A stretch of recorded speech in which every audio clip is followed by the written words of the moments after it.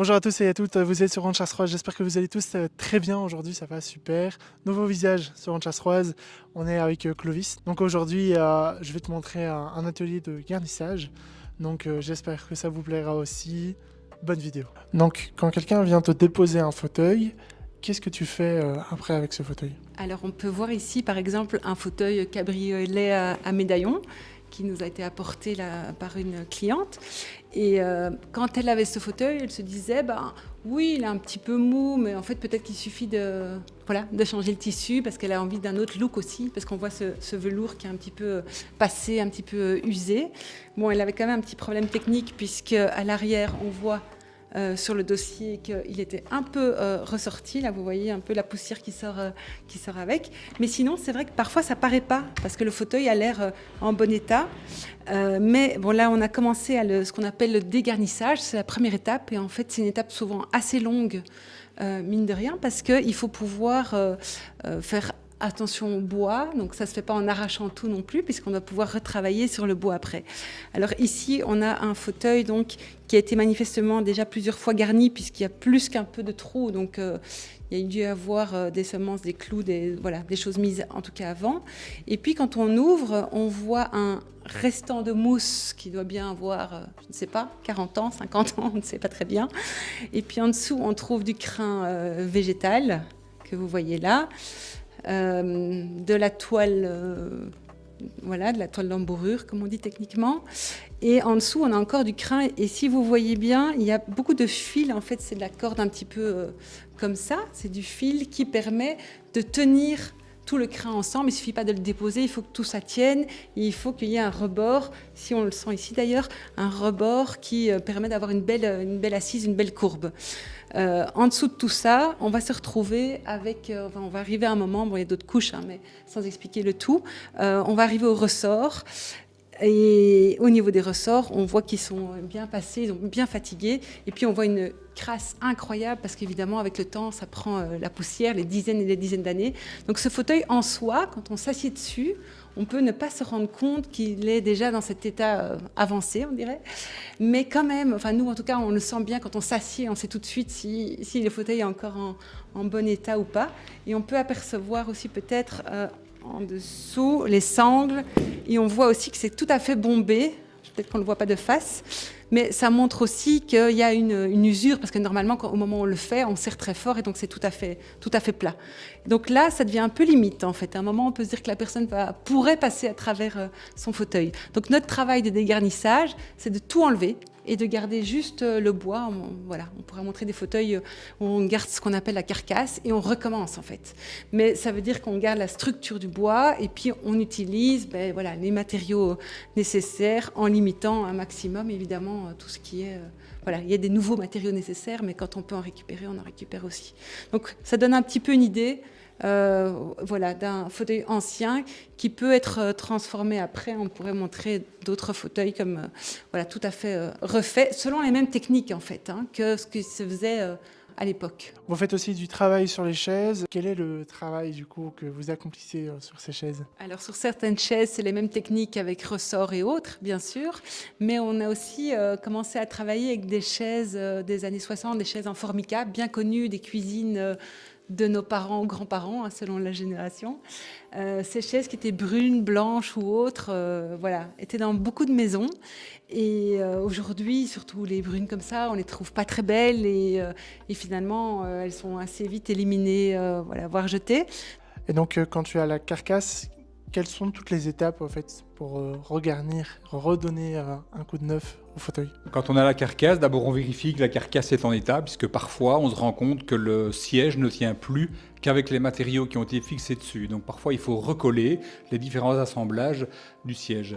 Quand le siège est solide, quand la carcasse est solide, ce qu'on va faire, c'est les différentes étapes. Une première étape, c'est de fixer des sangles, et donc on crée une trame de sangles qui sont fixées sur le dessous et qui sont tendues. Ça va faire l'assise de base du siège sur lequel tous les autres matériaux vont venir se greffer. Donc ça, c'est des sangles en jute. Après, sur ces sangles, on va venir placer des ressorts.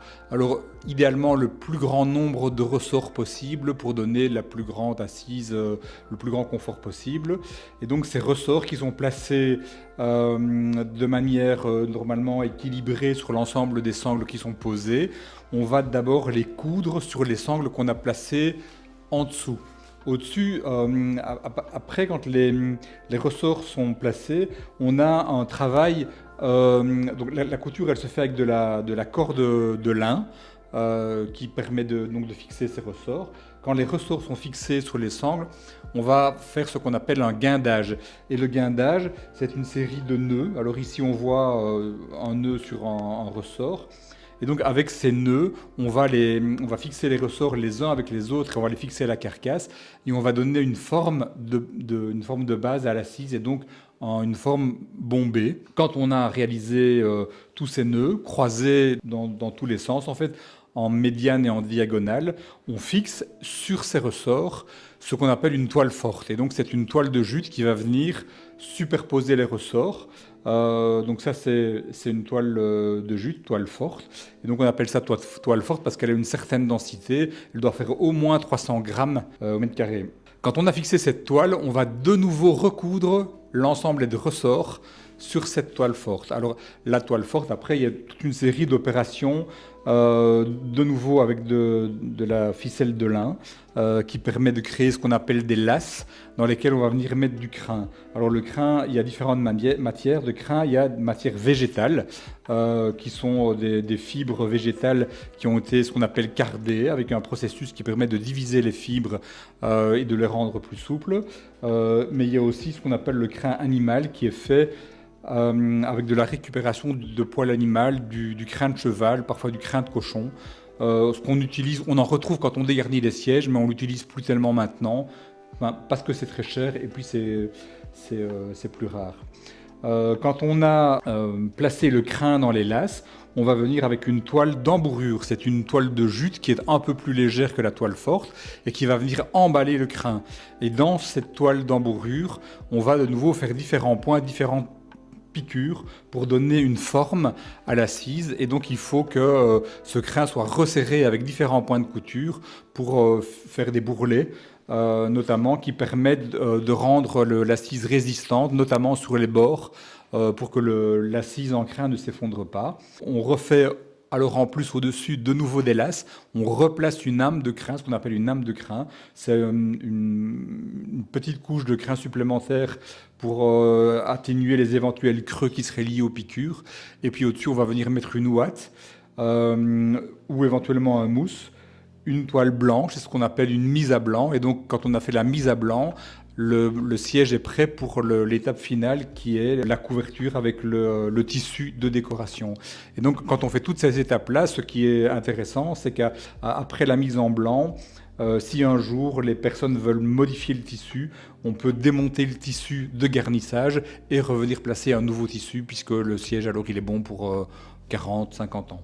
Donc avec le garnissage, il y a aussi des radios. Donc est-ce que vous pouvez nous expliquer un peu quelles radios et qu'est-ce qui est fait sur les radios qui arrivent ici ou qui ressortent? L'idée des radios, c'est de pouvoir redonner une nouvelle vie à des objets, alors on aime, on n'aime pas, qui, moi je trouve, ont une certaine esthétique et dont on trouve des traces à partir des années 30, puis qui ont progressivement évolué pour changer un peu de technologie et aussi évidemment de look. Ce sont des radios qui aujourd'hui n'ont plus d'usage parce qu'elles traînent souvent dans les greniers, dans les caves, dans les garages, parce que les technologies sont obsolètes. Alors il y a des passionnés qui les remettent en état avec du matériel de récupération. Moi, ce que je fais, c'est que je vis de l'ancienne technologie. Alors on peut par exemple voir dans cette radio à quoi ressemble ce qu'il y avait avant dedans. Et donc ce sont les anciennes technologies avec des ampoules, des condensateurs, des transformateurs qui prenaient beaucoup de place et qui n'ont évidemment rien à voir avec la miniaturisation qu'on connaît maintenant. Et donc l'idée de leur donner une seconde vie, c'est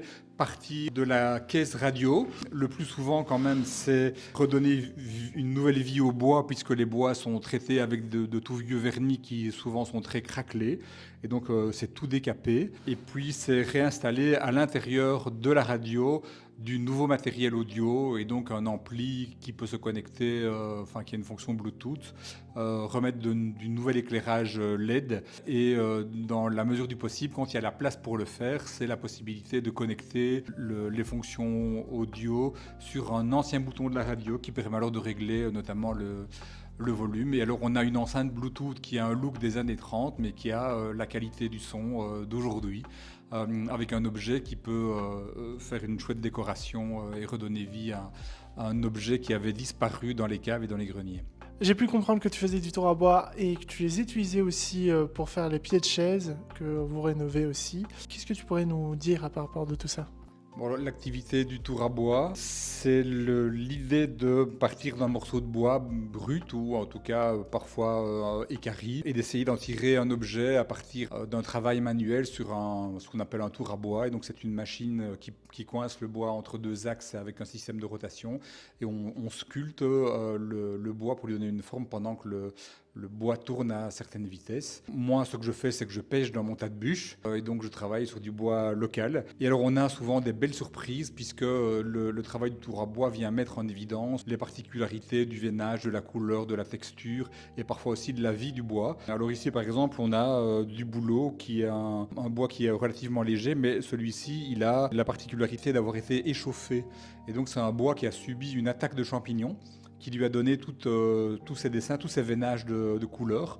Et puis quand le bois est sec, l'attaque du champignon s'arrête et lui donne cette apparence assez particulière qui le met bien en valeur. Ici, on a un bois vif, par exemple, qui a des couleurs toujours magnifiques. Moi, c'est un des bois que je préfère tourner, puisqu'il y a des contrastes qui sont assez importants. Alors ce qui est chouette avec le travail du tour à bois, c'est qu'on donne un peu au bois la forme que l'on veut. Alors ici, ce sont des exemples de soliflore, mais on peut faire des plats, on peut tourner effectivement des pieds de fauteuil, des barreaux d'escalier, tous les objets, des toupies, des stylos, des poivriers, enfin tout ce qui nous passe par la tête et qui permet un peu de créativité. D'où vient l'idée du nom Tournicoton ? Alors Tournicoton, c'est un nom qui associe les activités de Tournicoton et donc le tour à bois, comme on peut voir derrière des objets qui sont fabriqués en bois. L'idée du coton, ça fait référence au tissu qui est lié au garnissage. Et Tournicoton, c'est aussi... Oui, le personnage s'appelle Zébulon dans un ancien dessin animé. Enfin, c'est plutôt des marionnettes animées qui datent des années 70. C'était le Manège Enchanté avec un personnage qui avait une forme de ressort et qui apparaissait. Et donc l'idée du ressort fait référence à Zébulon dont le cri quand il arrivait c'était Tournicoti, Tournicoton. Et donc voilà, la vidéo touche à sa fin. J'espère que ça vous a tous plu. C'est vrai que c'est très intéressant de pouvoir voir en fait comment restaurer des objets comme ça qui datent parfois de nos arrière-grands-parents. Et donc c'est très intéressant. J'espère que ça t'a plu toi, Clovis. Oui, ça m'a fort plu de découvrir avec toi le garnissage. C'est très intéressant de voir des nouvelles choses qu'on ne connaît pas. Et donc j'invite les gens à venir voir par eux-mêmes si ils en ont envie. Effectivement, si vous avez un fauteuil à restaurer ou autre. On remercie aussi notre sponsor, la Brasserie des Fourquets, ainsi que notre partenaire, le Marché de Chastres. On vous souhaite une très belle soirée, une très belle après-midi. À très bientôt sur On Chasse Roise. Ça paraît bien.